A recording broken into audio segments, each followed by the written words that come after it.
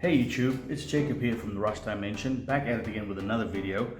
This will be we can call it the end of league Tearlaments profile that I took to the last, let's call it the last locals for the league conclusion. And we did pretty well. We got 3 wins, 1 loss. This was the first week that we could actually play the new Bystial stuff. And so there's some weird ratios of cards in the deck, but I'll get to that when we see it. And I'll explain my rationality behind it. So without keeping you for too long, let me just get straight into the profile, and then we can start chatting about the stuff that's actually important. So for the Tearlaments, we still maxed out currently for so this is the profile that I came up with, like literally right after the last set came out with the Bystials. Darkwing Blast, Dabble, whichever way you want to look at it. And this was kind of the ratios that I could get. Couldn't find all the Bystials and so forth. And Ishizus are still a bit too far away for us for me to do a immediate profile. So this was the Tearlaments lineup. Still 3 of everything. Basically stock standard for now. And as soon as the Ishizu stuff gets here, then we're going to start cutting some of these down because they're not as necessary to max out as what they used to be. And for the last, I'm going to say let's call it a supplementary Tearlament. I went with 1 Night Sword Serpent. So here's a funny story. I was on the fence for a very long time, which you probably heard me in the previous video, where I was on the fence about instant fusion. I had a lot of, let's say, bad luck with instant fusion on its own. And I kept milling into it. I couldn't use it. There was that type of thing. And every time I saw it in my hand, it was kind of like a win more type of thing. And like, it's literally just my opinion. And you can take this with a grain of salt or a bag of salt if you really must. But I ended up cutting out. As you can see, the card was still sleeved. And this was like a very last second idea that I thought, like, I'm just gonna take this out and put in Night Sword Serpent and then see what happens. Seeing it is, I kept milling into this and it not doing anything when it's in the graveyard, as you know. So I'd opted to put the Night Sword Serpent in because this is kind of half the effect that you would have gotten. You will extend into if you needed to, the Mud Dragon, which is also a level 4 water. So it has a better effect, of course, but the idea was, okay, fine, let's just test this out. Let's see if the theory works. And for the most part, it actually worked. I was really between cards, between Night Sword Serpent, between just normal Foolish Burial, that I can actually extend something with, and having a lot of other cards in the deck that will do better stuff in the graveyard. And that's pretty much the list here. Night Sword Serpent obviously triggers when it gets sent to the graveyard by card effect. So whether you mill it, when you send it off the Siren, it's easy rank 4 or just an extra material that you could link with. Then to carry on, that was just the monsters going in for the spells and, let's say, the traps. So I'm going to respectively each archetype pack, well, each engine, pack them out so you guys can see what I've used. So these were the monsters that I've used for the Tearlaments. Now we're going for the spells and traps. So I went with, I got my third, obviously, finally, got my third Pelerino, so I'm very stoked about it. You could really see the difference. I don't have to stress if I'm milling to 1 or 2 of them by accident. And the third one really comes in clutch in that situations. And even though I had 3, I milled 3 a lot of the times.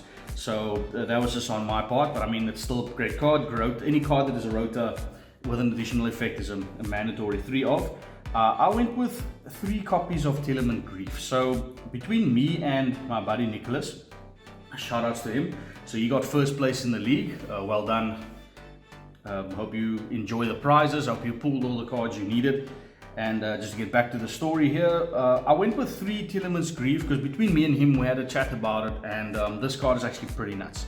So he was the one on 3 at the first part of it, and he opted, listen, try it out, that's pretty good. So between the Tearlaments and another engine that I run in the deck, this was actually a pretty good card for me to use. And the fact that you can activate this, summon a Tearlament and send the same Tearlament to the graveyard made a huge difference in a lot of the situations where I thought, oh damn, listen, I think this hand is a bit bricky, or I got hand trapped at a few crucial points and I couldn't play further.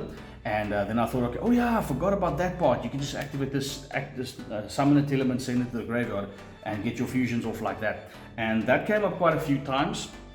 and it got me through a lot of situations. And between this and another engine that I'll get to in a moment, you'll see why 3 in my build was actually good.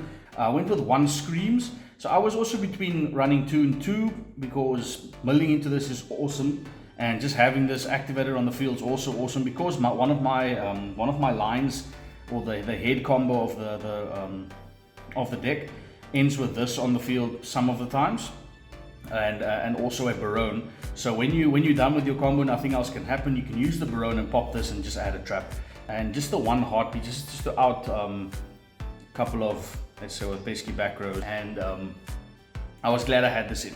Didn't resolve this once, but I mean, milling into this when there's a trap in the graveyard was awesome. You can just add the trap back, and that's pretty much it. And then just to round it off, the 2 trap cards that I played was 2 Salix. Again, milling into this, any of these cards from this side. I mean, this obviously has a bad graveyard effect, but has a great on-field effect. So that was just the lines here. I mean, you can try it out, see what happens, but I went with this. And I believe that's all for the Tearlament part of the deck.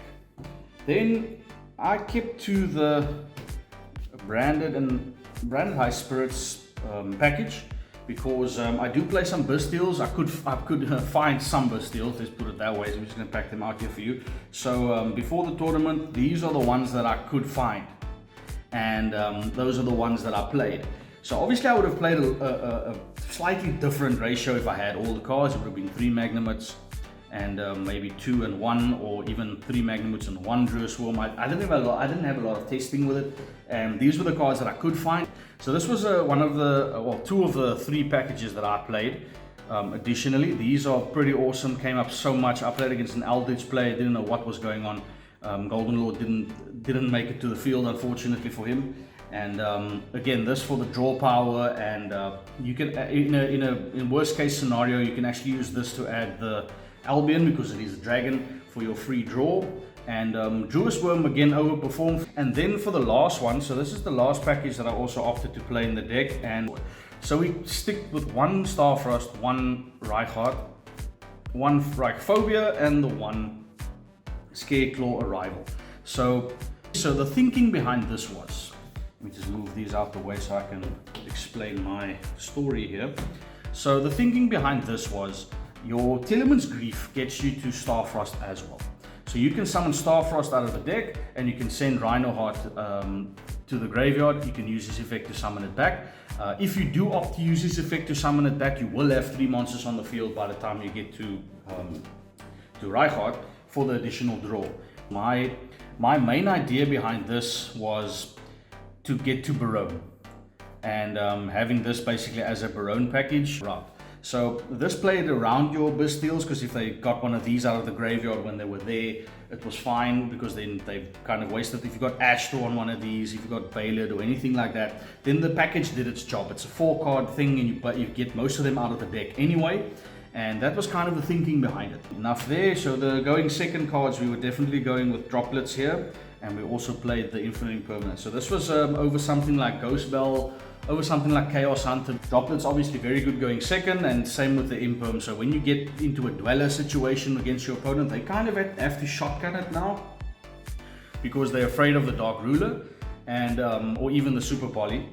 But having this as a follow-up just to negate the 1 card, if they had in a simplified games they'd make a Dweller after wiping your board, then you can get past it with these.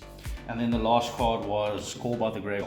Then for the fusions, we have, going to the extra deck, sorry, fusions, 2 Kit Kalos, 1 Mud Dragon. Here we have the 1 Garura, awesome Super Poly target, but we don't play Super Poly in this list. Spoiler alert. We'll get to the side deck in a moment, and I'll show you guys what I had there. We had the 1 Rule Kalos for that game, 1 Draco's Tapelia. This is not really that necessary anymore, and Kaleido Heart to round off the fusions. So that's it for that one. And we just move some of these up quickly. Then we're going to carry on here. We had the 1 Synchro in Baron de Fleur. Card is busted. Just Barone for the 1 Synchro. We had Dweller as the only Exceed that I played. Really enjoyed playing those. So I'm a very big fan of Redo and the fact that it can trigger some of your team. So I opted to just go with the 1 Wisp Dweller. So when the mirror match happens, you can make this and win games. Didn't make this once. So this build did really well against the Dweller as well. Then we're going to go for the links. So the links was obviously you play the one Lightheart, it's an awesome extender. This will help you get to the IP of the Starfrost. So because Starfrost's on the field, you can summon this back, and then there's extra material to get to IP. So you'll end on IP Barone and a Sprite Elf, as well as Rule Kalos, depending on how your mills was. And that's a pretty formidable board if you ask me, and if they don't clear it or get around it at some point, you'll have 2 pops because of the Reichphobia and Barone, or Barone will summon back Garuro if your hand was bad and you get an extra draw, and then you have enough materials to get you to the end board. So IP, and then obviously Elf because it's pretty awesome. I'm definitely going to try and get Sprint as well, so that I can have the Sprint in the deck for the Diviners, for the Orange Lights, and especially for the Merly. Yolanda's using the Sprint at the moment in her build. Then obviously the one Dark, because I played the Appaloosa as well, so you are able to get to Appaloosa in a simplified game state, and this will kind of just help you carry over the turn. And Sprite Elf gets you to the Appaloosa as well, and then obviously the IP Masquerena gets you to the 3 or even 4 if you draw a Bystial Matte Appaloosa. And then my finisher for this tournament was the Boral Swords. Usually your monsters on board, enough of your combo went through that there'll be enough bodies on board that when you draw whatever you had in your hand, you will probably add follow-up and all that. So when those cards all resolve, you'll have more than enough cards on the field to go for damage. But sometimes you have bad hands, especially in the follow-up, or because there was disruption, you had to use a lot of cards from your hand. So my thinking was, what can we get to the deck that would help the deck the most? So Avramax and Boral Sword was kind of the last 2 that I had at some point. I dismissed Underworld Goddess because sometimes having 5 materials to link into, even if you're using IP Masquerena, is sometimes a bit too much. So I ended up going with Boral Sword, and being able to summon, if you summon Boral Sword of IP Masquerena, it cannot be destroyed by battle or card effects, which is kind of as good as Avramax. So Boral Sword versus Avramax, you'll be surprised as to how well that actually goes down. So I went with this, and I closed at least 4 games with it. So just making this even under something like Rivalry, if you go into Boral Sword, then you can summon your Bystials, and that's more than enough game. Again, this was just, like I said, it's just an option that I used and worked pretty well, and I think I'm going to just run on it a bit and then see if it pays off. Then going into the side deck, last of it, so I kept the Gamma package, so if you do go second, that you don't get Dweller to sleep. Didn't come up once, sided in a few times, didn't see it, also didn't see a lot of Dwellers unfortunately. And then I went with between Super Poly and Chaos Hunter. So this was a case of, spoke again to my buddy Nicholas, and between chatting, I was just like, you know what, screw this. I'm gonna drop the Super Poly and play the Chaos Hunter and see what happens. And I'm not upset about the choice at all. So I got to a point where I had this on the field against an Eldritch player, and they were kind of very stuck and couldn't get their banishes off. They managed to get this off the field, I can't remember how, either by sending it or just attacking over it.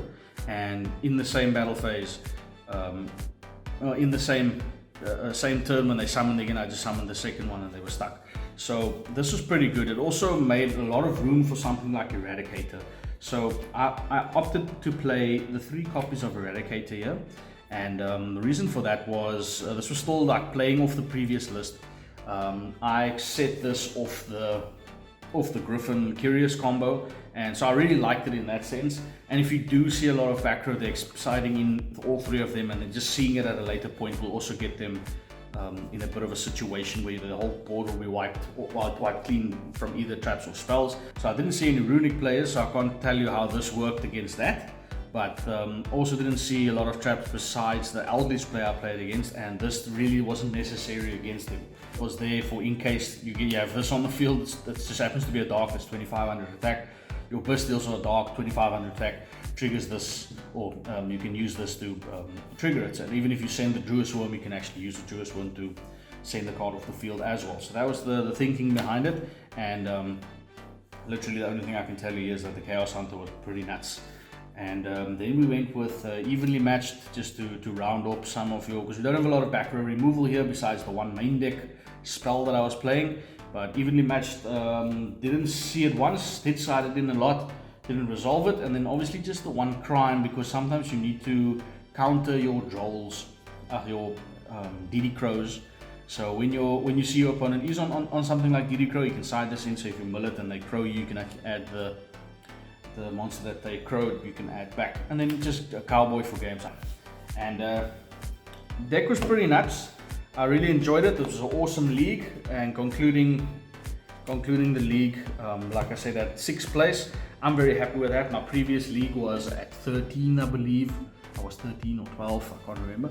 So that would be a very good 50% improvement from the previous league. And I'm happy with that. And shout outs to our shopkeeper, Brennan. Awesome price support that he gave us for the league. And shout outs to everyone who support the channel and all those lovely things.